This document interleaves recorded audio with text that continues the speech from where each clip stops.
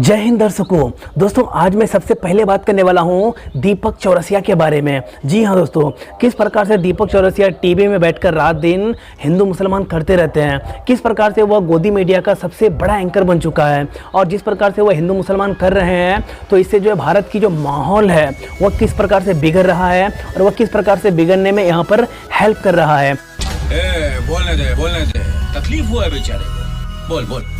दोस्तों कल महाराष्ट्र सरकार ने जो है 2 आदमियों को अरेस्ट किया जिसके पास जो है यूरेनियम था लगभग 21 करोड़ का, और उन दोनों व्यक्तियों में से आप लोग यहाँ पर पढ़ सकते हैं, दोनों व्यक्तियों में से एक मुसलमान था और एक का नाम हिंदू था। लेकिन यहाँ पर दीपक चौरसिया जो है इस प्रकार से जब प्रोड्यूस किया, यानी इस प्रकार से ट्वीट किया कि लोग यहाँ पर ट्वीट करने के बाद ही दीपक चौरसिया को बहुत ज़्यादा सोशल मीडिया पर गालियाँ देने लगे, बहुत ज़्यादा ट्रोल करने लगे।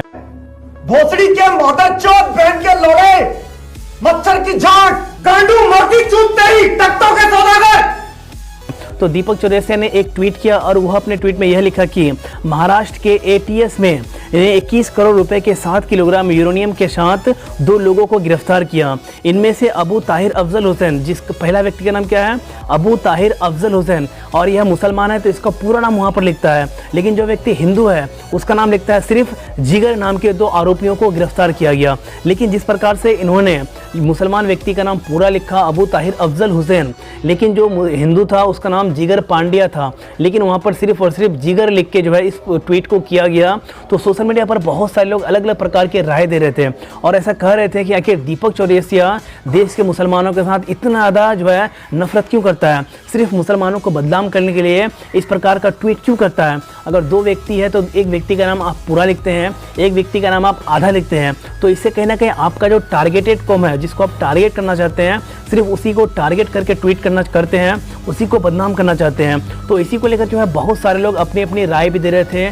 दीपक चौरसिया को ट्रोल भी कर रहे थे। तो एक आदमी ने यहाँ पर यह लिखा कि दीपक चौरसिया ने जिगर पांडा का नाम नहीं लिखा क्योंकि इसको अपराधी मुस्लिम दिखाना था, लेकिन सच्चाई छुपाने से नहीं छुप सकती है। जी हाँ, सोशल मीडिया पर जो है बहुत सारे लोग जो है अलग अलग पोस्ट करके दीपक चौरसिया को बताने लगे कि इस व्यक्ति का नाम सिर्फ जिगर नहीं है बल्कि जिगर पांड्या है और यहाँ पर सिर्फ मुसलमान को बदनाम करना चाहते हैं। अब गाइस बात करता हूँ यहाँ पर मैं बंगाल में जिस प्रकार से हिंसा हो रही है, और हिंसा तो हो रही है बस सच है, लेकिन उतना हिंसा नहीं हो रही है जितना सोशल मीडिया पर अलग अलग प्रकार के पोस्ट हो रहे हैं, अलग अलग प्रकार के वीडियोस को वायरल किया जा रहा है, अलग अलग फोटोज़ को वायरल किया जा रहा है, चाहे किसी और के द्वारा हो जाए, बीजेपी के द्वारा हो जाए, बीजेपी IT सेल के द्वारा हो जाए। तो दोस्तों कल जो है बंगाल पुलिस ने फिर एक पोस्ट को यहाँ पर पूरी तरीके से फेक बताया है, यानी कि एक महिला है जिसका फोटो बहुत तेज़ी से सोशल मीडिया पर वायरल हो रहा था, बीजेपी के IT सेल द्वारा वायरल किया जा रहा था और ऐसा कहा जा रहा था कि बंगाल में इस औरत के साथ बहुत ज़्यादा बदतमीजी की गई है,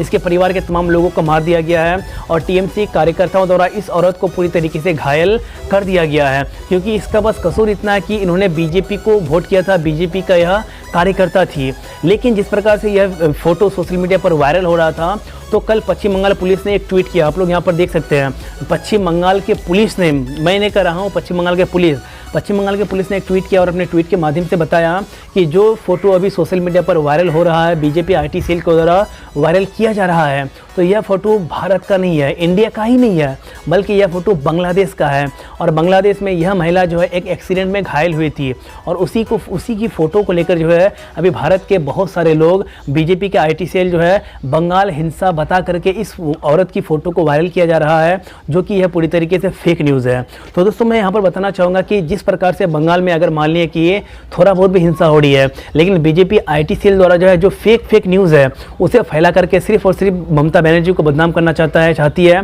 और बंगाल को बदनाम करना चाहता है कि बंगाल में किस प्रकार से बीजेपी कार्यकर्ताओं के साथ अत्याचार हो रहा है। मैं यह नहीं कर रहा हूं कि बंगाल में हिंसा नहीं हो रही है, बंगाल में हिंसा हो रही है, लेकिन बहुत ज़्यादा सोशल मीडिया पर फेक न्यूज़ भी फैल रहे हैं। तो आप लोग ज़रा सतर्क रहिएगा, क्योंकि फेक न्यूज़ के कारण आपके दिमाग में जो है वास किया जा रहा है। अब गाइस मैं बात करना चाहूँगा इसी के बाद यहाँ पर जो है हेमंत सोरेन को लेकर के। तो जैसे कि हम सभी को पता है कि अभी किस प्रकार से भारत में कोरोना वायरस बढ़ रहा है, तो इसी को रिलेटेड जो है नरेंद्र मोदी जो है हेमंत सोरेन को एक फ़ोन किए, कॉल किए। तो कॉल करने के बाद फिर यहाँ पर हेमंत सोरेन एक ट्वीट करते हैं और अपने ट्वीट में यह लिखते हैं कि आज आदरणीय प्रधानमंत्री जी ने फ़ोन किया, उन्होंने सिर्फ अपने मन की बात की, बेहतर होता यदि वो काम की बात करते और काम की बात सुनते। यानी कि जिस प्रकार से नरेंद्र मोदी ने हेमंत सोरेन जो कि झारखंड के मुख्यमंत्री हैं उन्हें कॉल किया और हेमंत सोरेन ने ऐसा कहा कि नरेंद्र मोदी ने तो कॉल मुझे ज़रूर किया लेकिन वहाँ पर वह काम की बात नहीं किया, सिर्फ और सिर्फ अपने मन की बात किया और ना ही काम की बात सुना ना ही काम की बात कहा, लेकिन मन की बात वह ज़रूर मुझे कहा। जब से उन्होंने यह सोशल मीडिया पर ट्वीट किया तो बहुत सारे लोग अपनी अपनी राय अलग प्रकार से देने लगे और सोशल मीडिया पर चाहे वो झारखंड हो जाए या फिर हेमंत सोरेन हो जाए ट्रेंडिंग भी करने लगे। इसीलिए ट्रेंडिंग करने लगे क्योंकि बहुत सारे लोग कह रहे थे कि सिर्फ और सिर्फ देश के प्रधानमंत्री मन की बात ही करना जानता है, कभी वो काम की बात नहीं करता है, चाहे किसी मुख्यमंत्री के साथ हो जाए चाहे वो जब रेडियो पर आकर मन की बात बोलते हैं। बहुत सारे लोग हेमंत सोरेन का सपोर्ट कर रहे थे और बहुत सारे लोग ट्रोल भी कर रहे थे। जैसे कि एक आदमी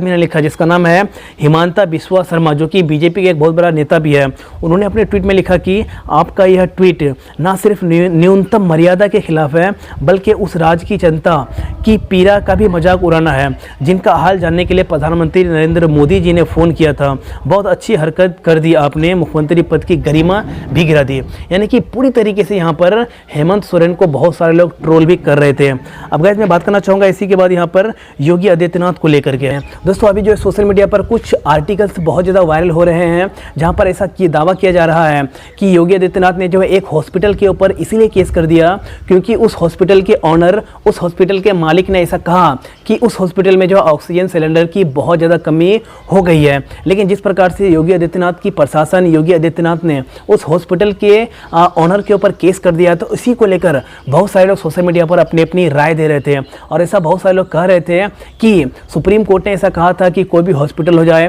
कोई भी व्यक्ति हो जाए, अगर वहाँ पर वह अगर जो है ऑक्सीजन की कमी का कारण मर रहा है या फिर उसे इलाज नहीं मिल पा रही है तो अगर वह फोटो लेकर के, वीडियो लेकर के या फिर अपने पीड़ा को जो है सोशल मीडिया पर अगर बोलता है, लोगों से हेल्प मांगता है तो सरकार का यह दायित्व बनता है कि उस व्यक्ति की, उस हॉस्पिटल की मदद की जाए। लेकिन जिस प्रकार से यहाँ पर सुप्रीम कोर्ट की बात को अनदेखी करते हुए यहाँ पर योगी आदित्यनाथ ने उस हॉस्पिटल के ऑनर के ऊपर केस किया है तो इसी को लेकर बहुत सारे लोग आज सोशल मीडिया पर कह रहे थे कि योगी आदित्यनाथ पूरी तरीके से यहाँ पर तानाशाह हो चुके हैं और जिस प्रकार से वह अपने रवैये से यहाँ पर लोगों के ऊपर जो कानून है कहीं ना कहीं थोपना चाहते हैं तो यह पूरी तरीके से गलत है। तो अपनी अपनी राय जो है बहुत सारे लोग अलग अलग तरीके से आज सोशल मीडिया पर दे रहे थे। तो आप लोग इस बारे में क्या सोचते हैं मुझे भी आप लोग ज़रूर बताइएगा। अब गाइस मैं इसी के बाद बात करना चाहूँगा यहाँ पर IDBI बैंक को लेकर के। जी हाँ दोस्तों, जिस प्रकार से सरकार ने अभी इस कोरोना के हाल में, इस महामारी में एक बहुत बड़ा फैसला लिया है और वह फैसला है IDBI बैंक को बेचने का।